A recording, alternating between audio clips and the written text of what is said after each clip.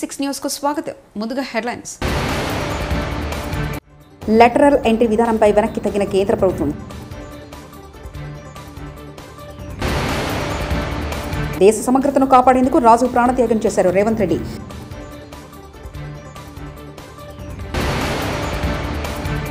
రాజు సూచనలతో హైదరాబాద్లో ఐటీ రంగానికి పునాది బట్టి.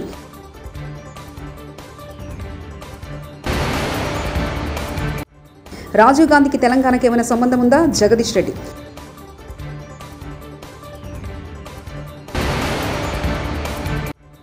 వరుస సమీక్షలతో సీఎం చంద్రబాబు బిజీ.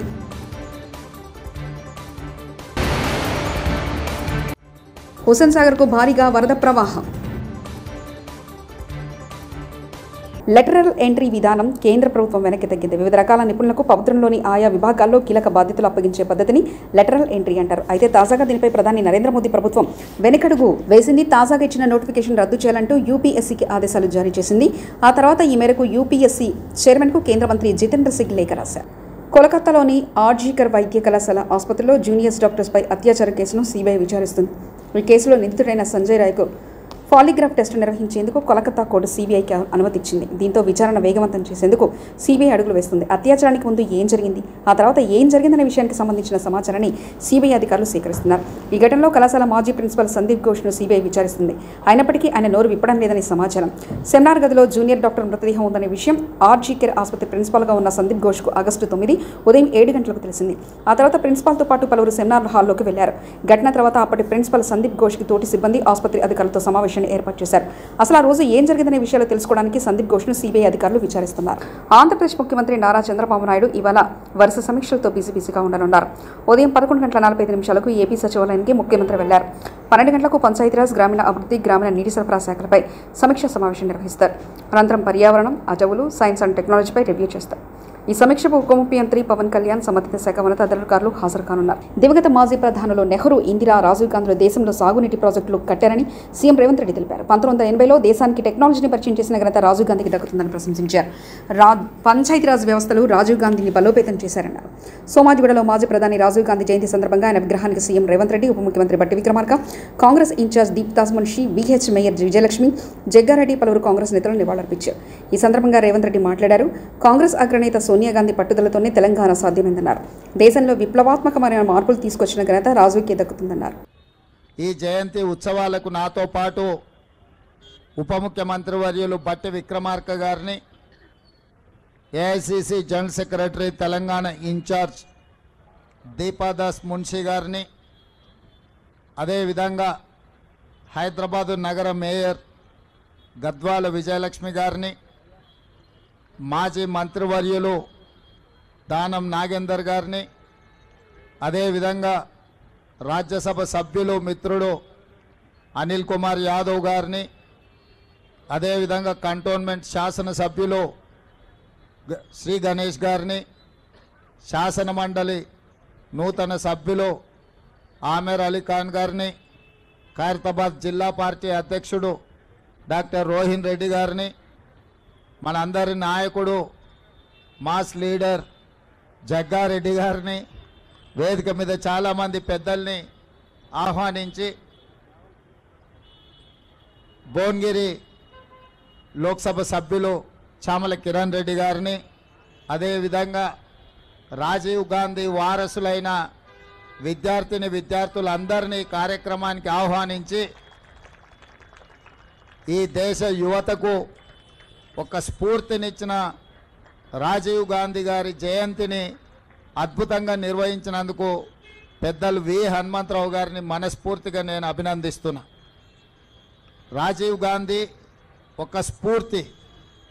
రాజీవ్ గాంధీ గారు సమూలమైన మార్పులకు, విప్లవాత్మక చైతన్యానికి వారు ఆదర్శంగా నిలబడి ఈ దేశంలో పెద్దలు బట్టి విక్రమార్క గారు చెప్పినట్టు పారిశ్రామిక విప్లవం కొంత వెనుకబడ్డ కంప్యూటర్ విప్లవంతోనే కోట్లాది మందికి ఉద్యోగ ఉపాధి అవకాశాలు వస్తాయి, భారతదేశము ప్రపంచంతో పోటీ పడుతుందని గుర్తించి 1980 దశకంలోనే ఈ దేశానికి కంప్యూటర్ని, ఈ దేశానికి సాంకేతిక నైపుణ్యాన్ని, అదేవిధంగా టెలికాం రంగాన్ని ఈ దేశానికి పరిచయం చేసిన గొప్ప స్ఫూర్తి ప్రదాత శ్రీ రాజీవ్ గాంధీ గారు. వారు ఓన్లీ టెక్నాలజీనే కాకుండా సామాజిక చైతన్యం ఉన్న స్థానిక సంస్థలలో పల్లెలే పట్టుగొమ్మలని మహాత్మా గాంధీ గారు ఏదైతే చెప్పినరో ఆ స్ఫూర్తితోని స్థానిక సంస్థలకు ప్రత్యక్షంగా కేంద్ర ప్రభుత్వం నుంచి నిధులు వచ్చే విధంగా రాజ్యాంగ సవరణ ద్వారా 73, 74 రాజ్యాంగ సవరణ ద్వారా గ్రామ పంచాయతీలకే అధికారాలను కట్టబెట్టి గ్రామాల మీద అభివృద్ధి జరిగినప్పుడే ఈ దేశం అభివృద్ధి జరుగుతుందని రాజ్యాంగ సవరణలు తీసుకురావడం ద్వారా పంచాయతీరాజ్ వ్యవస్థల్ని మరింత బలోపేతం చేసింది శ్రీ రాజీవ్ గాంధీ గారు. ఇదే కాకుండా కుటుంబంలోనే కాదు, రాజకీయాలలో స్థానిక సంస్థల్లో మహిళలకు ప్రాధాన్యం ఉండాలి, సమానమైన అవకాశాలు ఉండాలి అని చెప్పి స్థానిక సంస్థలలో మహిళలకు రిజర్వేషన్లు తీసుకొచ్చి మహిళల్ని పొలిటికల్లీ ఎంపవర్ చేసింది శ్రీ రాజీవ్ గాంధీ గారు. ఈరోజు గద్వాల విజయలక్ష్మి గారు మేయర్ అయినా, శ్రీలత గారు డిప్యూటీ మేయర్ అయినా, రాజీవ్ గాంధీ గారు రాజ్యాంగంలో తీసుకొచ్చిన మార్పుల వల్ల మహిళా రిజర్వేషన్ రావడం వల్ల ఈరోజు వాళ్ళు అధికారంలో భాగస్వాములై ఈ దేశ నిర్మాణంలో వాళ్ళు క్రియాశీలక పాత్ర పోషిస్తున్నారు. అదేవిధంగా ఈరోజు ఈ దేశం అభివృద్ధి పదం వైపు నడుస్తున్నది అనంటే ఈ దేశం ఇంత బలంగా ఈ దేశం యొక్క సమగ్రతను కాపాడడానికి రాజీవ్ గాంధీ గారు తన ప్రాణాలను సైతం త్యాగం చేసింది.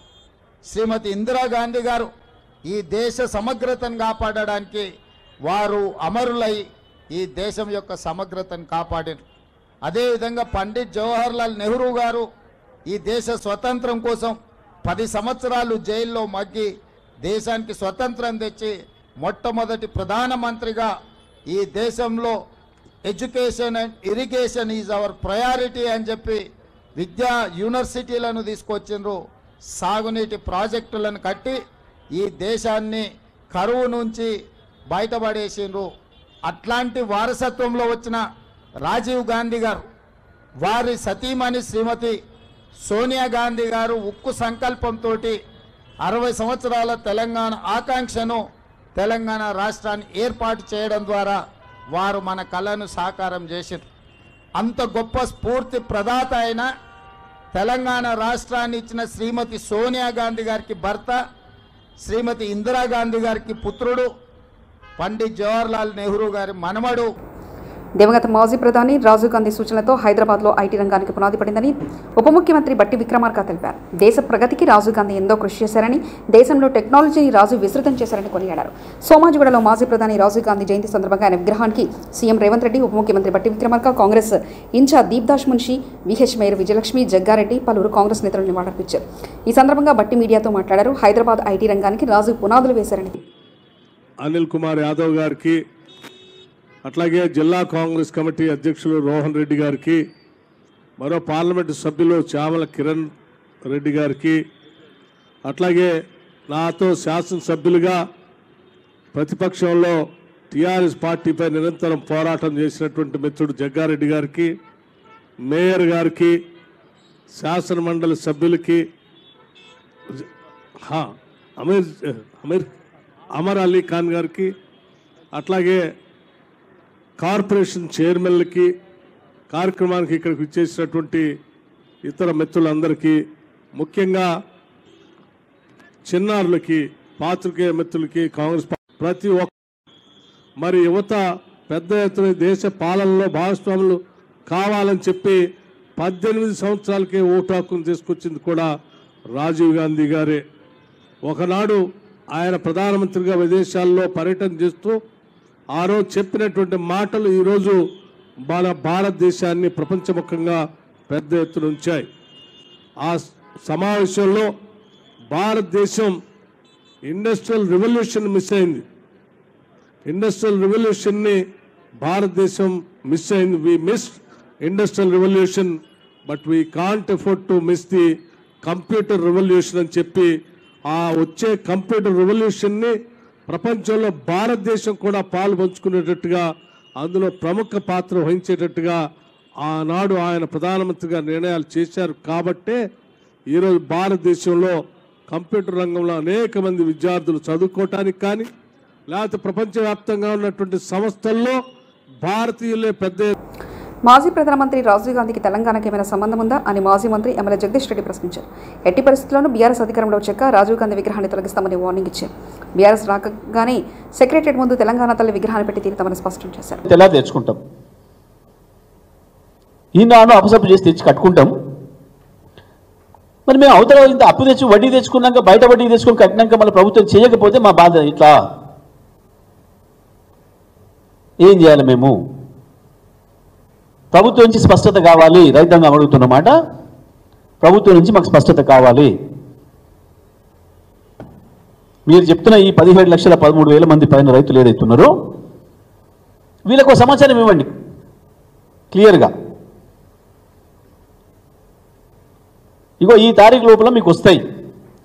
2 లక్షల పైన ఉన్న వాళ్ళు ఇగో ఈ తారీఖు లోపల మిగతా జమ చేయండి, మేము చేస్తాం 10వ తారీఖు నాడు. మొన్న ఆగస్టు 15 లోపల ఏదైతే చేస్తామని చెప్పినరో ఆ పద్ధతుల్లో వెంటనే ప్రభుత్వం ఒక స్పష్టమైన ప్రకటన చేయాలి.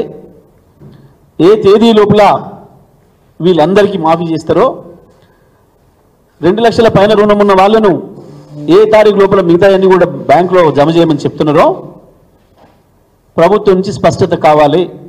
హైదరాబాద్ రామ్నగర్లో భారీ వర్షాలతో వరదలు కొట్టుపోయిన ఓ ద్విచక్ర వాహనదారుడు కాపాడిన యువకులు.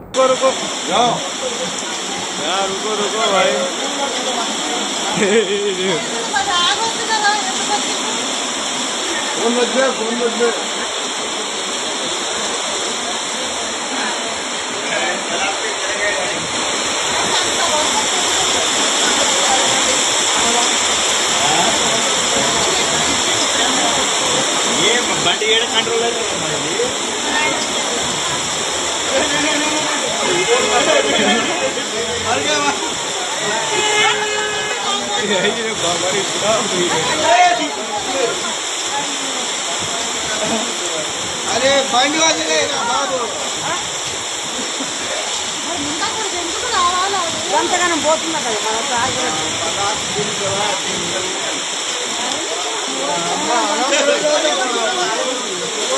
ఎడతెరిపి లేకుండా కురుస్తున్న వర్షాలకు హుస్సేన్ సాగర్ నిండుకుండలా మారింది. ఎగువ నుండి భారీగా వరద నీరు హుస్సేన్ సాగర్కు చేరడంతో 4 తూము గేట్లు ఎత్తి నీటిని దిగువకు విడుదల చేశారు. జలాశయం పూర్తి స్థాయి నీటి మట్టం 514.75 మీటర్లు కాగా గరిష్ట నీటి మట్టానికి అడుగు దూరంలో ఉంది. దీంతో లోతట్టు ప్రాంతాల ప్రజలు అప్రమత్తంగా ఉండాలని అధికారులు సూచించారు. నీటి మట్టం పెరిగితే ఎలాంటి చర్యలు తీసుకోవాలనే దానిపై జీహెచ్ఎంసీ అధికారులు పరిశీలన చేస్తున్నారు.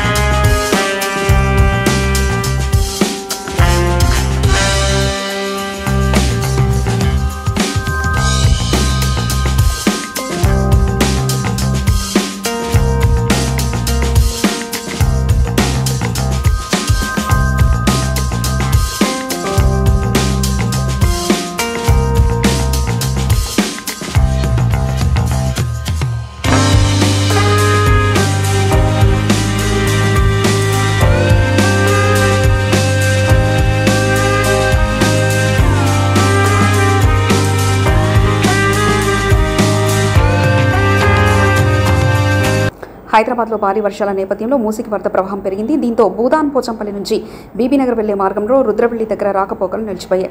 దీంతో ప్రత్యామ్నాయ మార్గం పెదరావులపల్లి ద్వారా ప్రజలు ప్రయాణాలు సాగిస్తున్నారు.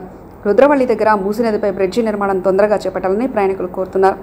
వలిగొండ మండలం సంగెం శివార్లో భీమలింగంలో లెవర్ బ్రిడ్జిపై వరద ఉధృతి పెరుగుతుంది. వరద యథావిధిగా ప్రవహించినట్లయితే భీమలింగం నుంచి రాకపోకలకు అంతరాయం కలిగే అవకాశం ఉంది.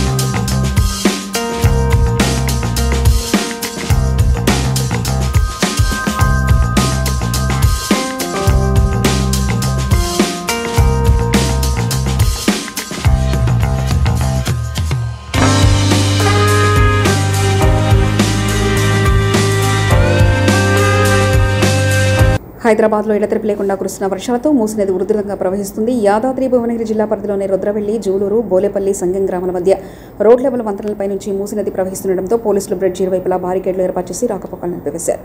భూదాన్ పోచంపల్లి వెళ్లే వాహనాలను మక్తా అనంతరం మీద నుంచి దారి మళ్లించారు. బొల్లేపల్లి నుంచి సంగం, చౌటుపల్లి వెళ్లే వాహనాలను దారి మళ్లించి వలిగొండ మీదుగా పంపిస్తారు.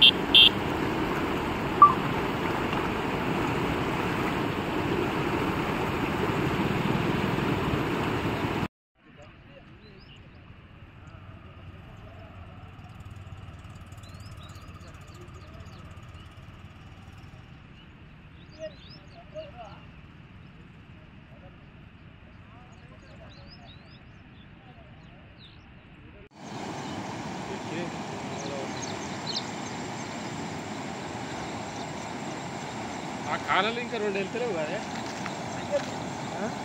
అవి వెళ్తలేవు కదా అక్కడ మూలే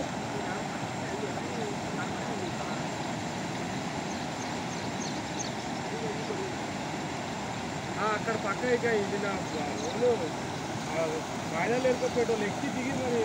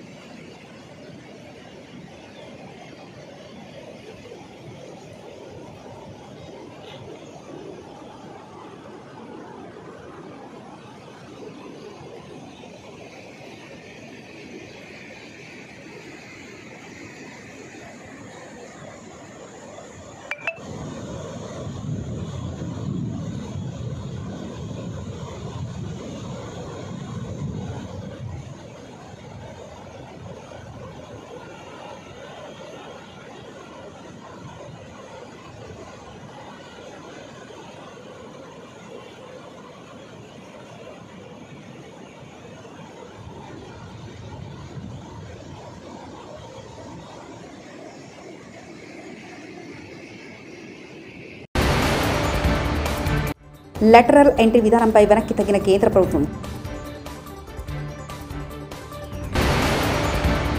దేశ సమగ్రతను కాపాడేందుకు రాజు ప్రాణత్యాగం చేశారు రేవంత్ రెడ్డి.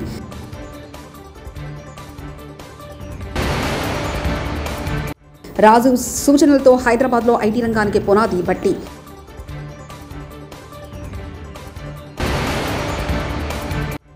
రాజీవ్ గాంధీకి తెలంగాణకి ఏమైనా సంబంధం ఉందా? జగదీష్ రెడ్డి.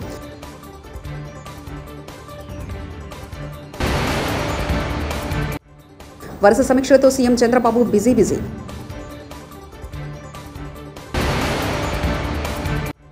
హుస్సేన్ సాగర్కు భారీగా వరద ప్రవాహం.